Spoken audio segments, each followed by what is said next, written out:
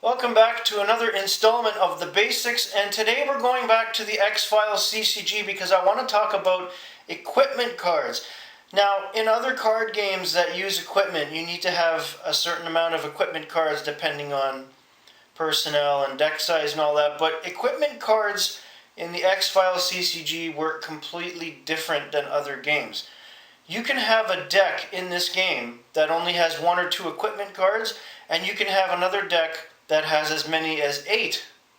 So let me get into showing you how this works. One of the things I've always found interesting about the X-Files card game is the fact that the number of equipment cards can vary depending on the deck being constructed.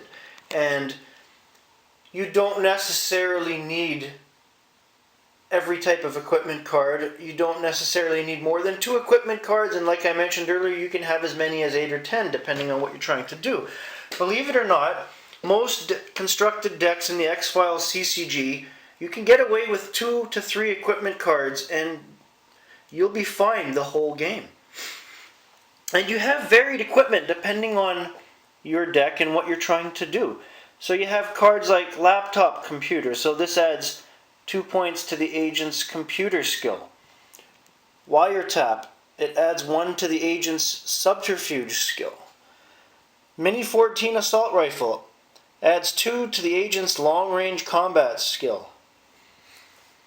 Government car adds 1 to the agent's criminal investigation skill. Mojo bag, subtract 1 point from each damaging hit caused by an occult creature. So if you've built a deck around Agent Fox Mulder and you're out there intentionally trying to explore the paranormal, you would have Mojo Bag, at least 2 of them in your deck, but you might not have anything else. Shotgun adds 3 to the agent's long-range combat skill. If you're going after an opponent and you want to set up for you want to have combat, you would use the shotgun and the Mini 14 assault rifle in your deck, maybe 1 or 2 of each, but that's all you would use. If you're like me and you're creating a multifaceted deck where you can investigate without combat, what I would do and what I have done in a deck is to use a government car and either a laptop computer or a high-resolution camera, which adds to the agent's occult and investigation skill, but it also helps if your opponent is using mainly occult-type cards. It's a mixed bag of what you can do with equipment cards in the X-Files card game, and that's what makes it moderately interesting, is because you're not just jamming equipment cards in there to help fill out your deck and give to everybody. You have to really think hard as you're constructing your deck what you're trying to do and the equipment cards you need to help your agents do that.